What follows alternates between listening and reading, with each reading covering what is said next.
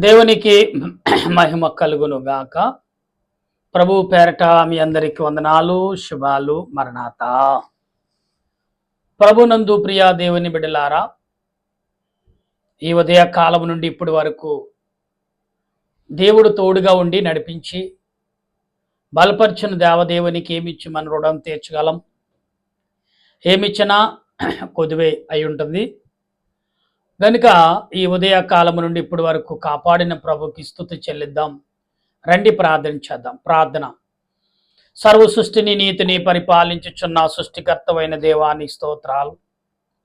సమయంలో ప్రభా నీ వాక్యమును బట్టి మేము మాట్లాడుచుండగా దేవాని తలంపులు నీ ఆలోచన మాకు తోడుగా ఉంచి నడిపించి బలపరిచి ఆదరించమని, నీ వాక్యము చేత మమ్మల్ని బలపరిచి దీవించమని ఆత్మరూపుడు రక్షణకర్త అనే దేవదేవుని పరిశుద్ధమైన నామములు అడిగి ప్రార్థన చేయుచున్నాను పరమ తండ్రి, ఆమేన్. మన తండ్రి అయిన దేవుని సన్నిధి సహాయము తోడుగా ఉండి ముందుకు నడిపించును కాక, ఆమేన్.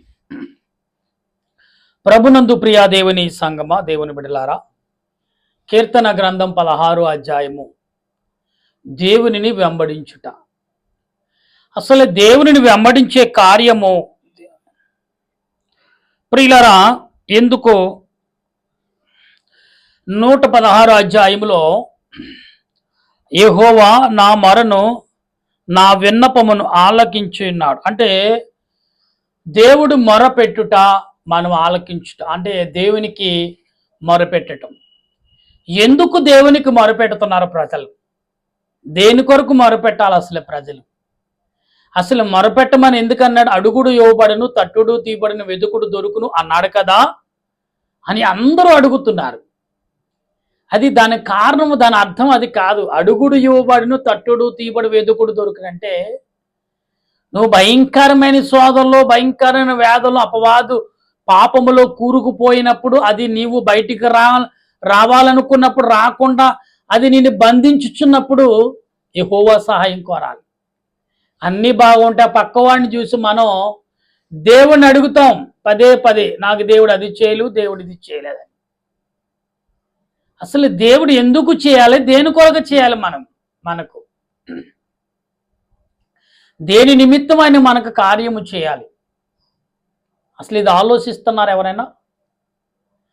ప్రియులారా, మన ఇష్టమైన రీతిలో ఇష్టార రీతిగా మాట్లాడుతూనే ఉంటాం, ప్రవర్తిస్తూనే ఉంటాం. కానీ దేవుని వాక్యము నిమిత్తం ఏమాత్రం మనము కాగా, నేను ఆయనను ప్రేమించుచున్నాను, ఆయన నాకు చెవియొగ్గును, కావున నా జీవిత కాలమంతయు నేను ఆయనకు మొరపెట్టెదను. మరణ బంధనములు నన్ను చుట్టుకుని ఉండెను. ఇక్కడేమంటున్నాడు? మరణ బంధకములు నన్ను చుట్టుకున్నప్పుడు నేను దేవునికి మొరపెట్టాలి. అది చేయకుండా అడుగుడు ఇవ్వబడును, తట్టుడు తీపడు, వెతుకుడు దొరకడు, చిన్నదానికి కూదానికి కాదానికి అందరూ ప్రభువా నాకు ఇది చేయవా, ప్రభువా నాకు అది చేయవా, ప్రభువా నాకు ఇది చేయవా, ఇదే పదం అందరూ. ప్రియులారా, అందుకే ఇవాళ క్రైస్తవులు ఎలాగున్నారంటే అన్యుల కంటే దారుణంగా ఉన్నారు. అన్యులే మేలు, క్రైస్తవుల కంటే అన్యులే మేలు అని ఇవాళ గణాంకాలు చెప్తున్నాయి, లెక్కలు చెప్తున్నాయి. వారైనా భయభక్తులతో ఉన్నారు, కానీ మీరు క్రైస్తవులు అసలు భయముదేక బలి తెగి మాట్లాడుతారు, బలి తెగించి ప్రవర్తిస్తున్నారనేది చెప్తున్న మాటలు వింటున్నా ఉన్నాం. ఇలా క్రైస్తవుల పట్ల ఎలా ఉందంటే, నాకు దేవుడున్నాడు. ఇశ్రాయేలు ప్రజలకు కూడా దేవుడు ఏమి చేశాడు అని ఎటకారం చేసిన వాళ్ళు, దేవుడిని శోధించిన వాళ్ళు ఏమైపోయారో మనకు తెలుసు. అయినా కూడా మనం మారం. ఎందుకంటే అంచోపు ఎదుటి వారిని ఆడిపోసి ఎలా క్రైస్తవుల మీద దాడులు జరుగుతున్నాయంటే, క్రైస్తవులు ఏ రకమైన రీతిలో మాట్లాడుతున్నారు? ఎదుటి వారిని ప్రభు ప్రేమించమన్నాడు తప్ప ఎదుటి వారిని ఎవరిని దూషించమని, ఏటకరించమని, ఏలెట్టి చూపమని ఎక్కడ చెప్పలేదు ప్రభు. అన్యుల మధ్యలకు, ఐగుప్తు దేశ అన్యుల మధ్యలకు వెళ్ళి ఆయన ప్రకటించాడంటే ఎందుకు ప్రకటించాడు? ఆయన అన్యులు ప్రభు వచ్చినప్పుడు, ప్రభు ప్రకటించినప్పుడు మౌనం పాటించారు. ఎందుకంటే ఆయన మాటలు యథార్థత ఉన్నది. నువ్వు ప్రకటనిస్తే, నీ వాక్యము చెప్పినప్పుడు యథార్థత ఎక్కడ కనబడుతుంది? ఎంచేపు ఎదుటివాడిని విమర్శించి, ఎంచేపు ఎదుటివారి చేత తప్పలు కొట్టించుకుని ఈ సంబరమే సరిపోతుంది జనాలకి. నీతి వాక్యము, నీతి విశ్వాసమైన మాటలు ఎవరు, ఎక్కడ, ఎలాగూ ప్రకటించలేకపోతున్నారు. ఎంతసేపు అలా జరిగింది, ఇలా జరిగింది, ఇలా ఎలా చట్టాలు తేవతనండి. మనం చేసే దుర్మార్గ పనులని సాతానుగాడు అనుకూలంగా మార్చుకుంటున్నాడు. నిజంగా నీతిగా మరి చూడండి, సాపకంది నీరు వలె మీరు పాకండి, ఎవళ్ళో కనిపెట్టలేరు. గమనిద్దాం. దేవుడు అన్నాడు, సాపకంది నీరు వలె, పాము వలె వివేకము కలిగి, పావురు వలె నిష్కలంకము కలిగి మనం ఉండమన్నాడు. అంటే చప్పుడు లేకుండా మనం ప్రయాణం చేయాలి, వినయము విధేయత కలిగి మనం నడవాలనేది ప్రభు ఉద్దేశం. అయితే మిమ్మల్ని పట్టుకుని ఉండెను, శ్రమయు దుఃఖమును నాకు కలిగెను. అప్పుడు యెహోవా దయచేసి నా ప్రాణమును విడిపింపుమని యెహోవాకు నామమును బట్టి, యెహోవా నామమును బట్టి నేను ఎప్పుడు శ్రమలు, పాపము, వేదన తనను చుట్టుకుంటున్నప్పుడు అప్పుడు అంత శ్రమ అంతా వచ్చిన తర్వాత ఇలా శ్రమ లేకుండానే ప్రభువుని మొరపెట్టారు. ఒకసారి మీరు ఆలోచించండి. ఒకసారి మన పరిస్థితులు ఎలా ఉన్నాయంటే బైబిల్ ఎలాగుందో అలాగే ప్రకటిస్తున్నాను నేను, ఎవరిని విమర్శించి కాదు. యెహోవా దయాళుడు, నీతిమంతుడు, మన దేవుడు వాత్సల్యత గలవాడు. మన దేవుడు వాత్సల్యత గలవాడు. వాత్సల్యత అంటే నీతి, నిజాతి, నీతి, ప్రేమను కనపరిచేవాడుని మన దేవుడు. యెహోవా ప్రజలు అంటే ఇక్కడ మనం గమనించాలి ఎంత గొప్పగా దేవుడు మాట్లాడుతున్నాడు. ఇక్కడ యెహోవా సాధువులను కాపాడేవాడు. సాధువులు అంటే ఎవరు? ఏమి అసలే పాపము లేకుండా ఏమండి అడుక్కుంటా కూడా భయపడేవారు. సాధువులు అంటే ఎవరైనా కూర్చుని ఉంటారు, ఎవరిని దేహాన్ని అడుక్కోరు, దేవుని వైపు చూస్తారు. అప్పుడు దేవుడు వారికి ఎవరి ద్వారా ఆహారం తీర్చుతాడు. ఎందుకంటే దేవుని విషయాలు, దేవుని యొక్క ఘనతను, అతడు దేవునితో నడిస్తే ఎలాగుంటారు అంటే దేవునిలో నడిచిన వారు, దేవునితో మాట్లాడిన వారు, దేవునితో జీవించిన వారు ఏ రకమైన ప్రవర్తన కలిగి ఉంటారని ఒక నిదర్శనం వారికి చూపిస్తారు. ఎవరు? దాసులు అంటే ఇప్పుడు మనం చదువుకున్నవారు. దాసులు అనగా ప్రియులారా, మరి దాసులు అనగా వాళ్ళు నిష్కలంపక లేని వారు, అసలే మాయామరం తెలియని మనుషులు, దేవుని వైపు తప్ప మరి ఏమీ తెలియదు వారికి. అటువంటి సాధువులు, నేను కృంగి ఉండగా ఆయన నన్ను రక్షించెను. నా ప్రాణమా యెహోవా నీకు క్షేమము నా ప్రాణమా యెహోవా నీకు నా ప్రాణమా యెహోవా నీకు విస్తరింపచేసి ఉన్నాడు. తిరిగి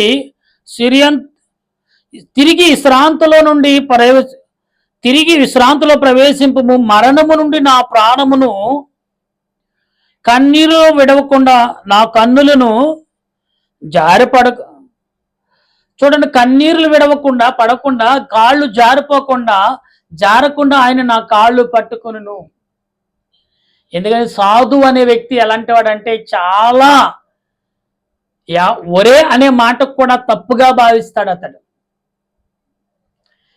దేవుడు ఎలాగు పిలిచాడో అలా పిలవాలని ప్రయత్నం చేస్తూ ఉంటాడు సాధువుడు. అసలు బైబిల్ క్రైస్తవులు అంటే సాధువులు అని లెక్క. ఇవాళ సాధువులు కాదు,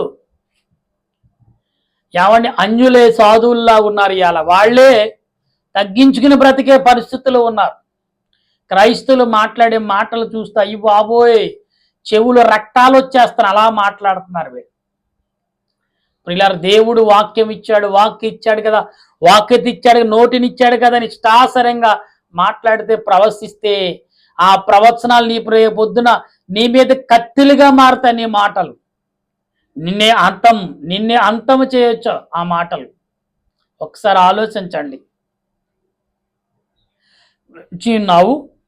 సజీవులైన దేశములను యెహోవా సన్నిధిని చూసారా. యెహోవా అంటే సజీవులున్న దేవుని సన్నిధిని యెహోవా కాపురము ఉంచును. కాపురం అంటే విశ్వాసులు, పరిశుద్ధులు ఉండే చోట నేను నిలబెడతానంటున్నాడు దేవుడు. నేను అలాగూ మాట్లాడిన నమ్మిక ఉంచితని నేను మిగుల బాధపడిన వాడినైతిని, నేను తొందరపడిన వాడినైతిని, ఏ మనుషుడు నమ్మదగిన వాడు కాడు అనుకుంటుని. యెహోవా నాకు చేసిన ఉపకారములన్నిటికీ నేను ఆయనకి ఏమి చెల్లించదును? రక్షణ పాత్ర చేత తీసుకుని యెహోవా నామమున ప్రార్థన చేసేదను. ఏంటి నీ రక్షణ పాత్ర?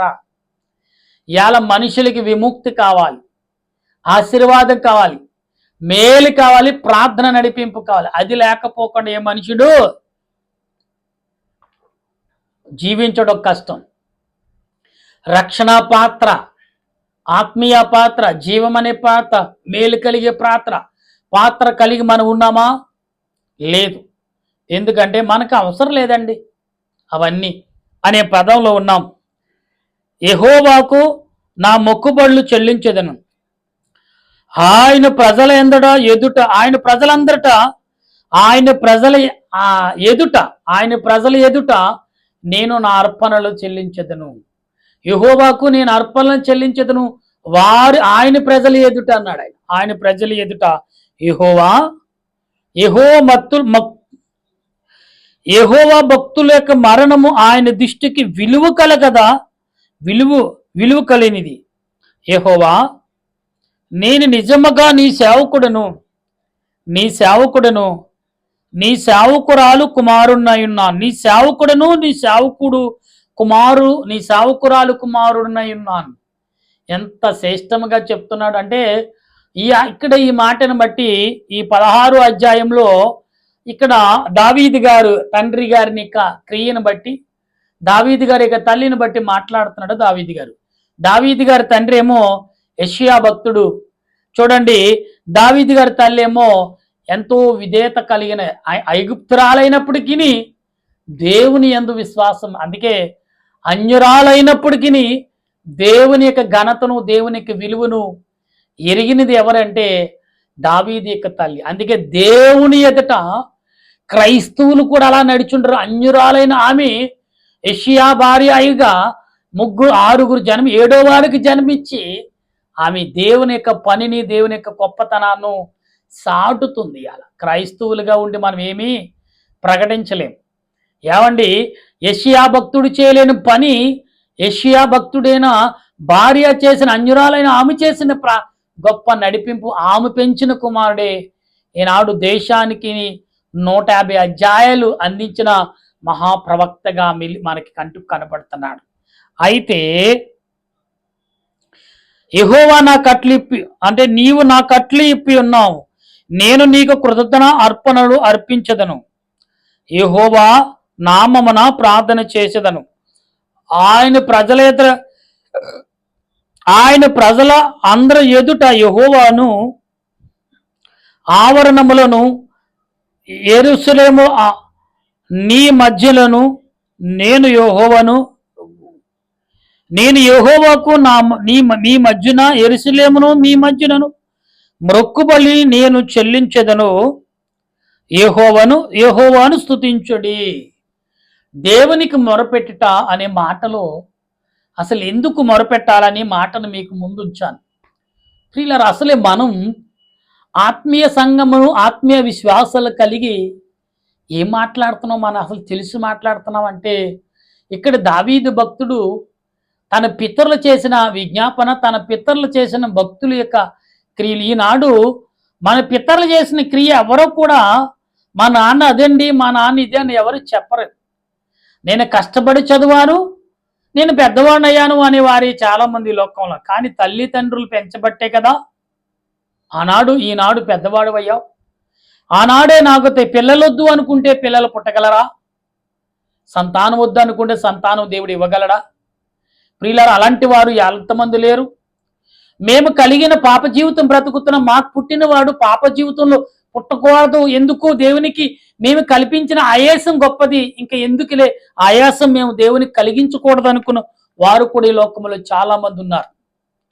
ఏమంటే దేవునికి ఆయాసం కలిగించకుండా వారు కలిగిన ఆయాసాన్ని కడుక్కుటకు ఇంక బిడ్డల కనవారు, బిడ్డల కళను కనీ శక్తున్న వాళ్ళు కూడా కనలేని వారుగా ఉండిపోయారు. ఎందుకంటే ఇంక చాలు మేము చేసిన పాపాలు, మా తల్లిదండ్రులు మా పితరులు చేసిన పాపాలు మమ్మల్ని వెంబడిస్తున్నాయి.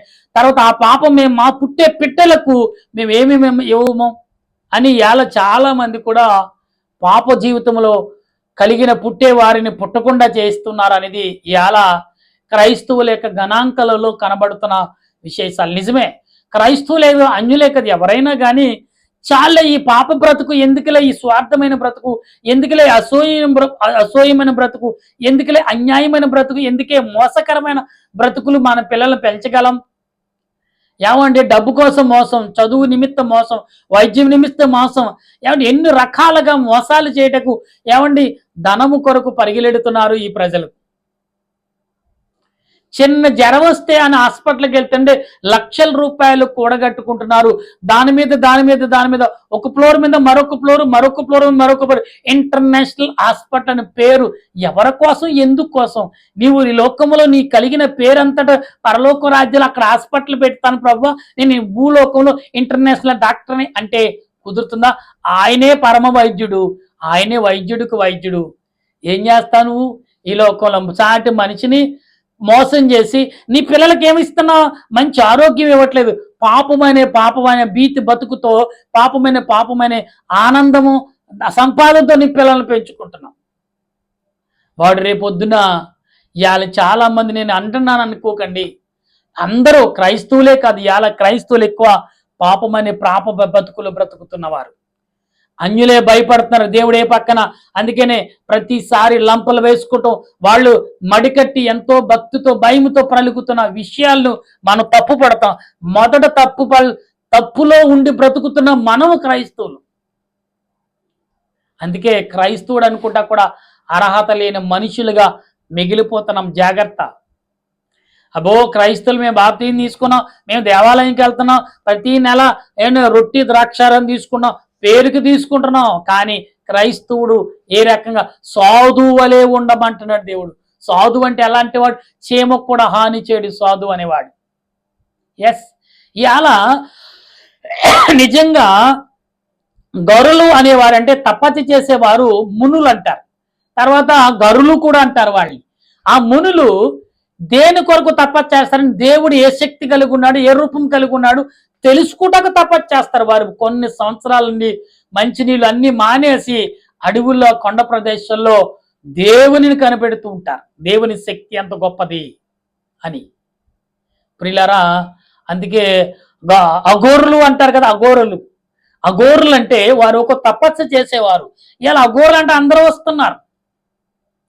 అసలే సాధువు అనేవాడు దేనిని భూలోకంలో ఆశించడు, దేవుని వైపే చూస్తాడు. అతడు ఏదైతే చెప్పాడో అది భూమి మీద ఖచ్చితంగా జరుగుతుంది. అదే సాధువు అంటాం.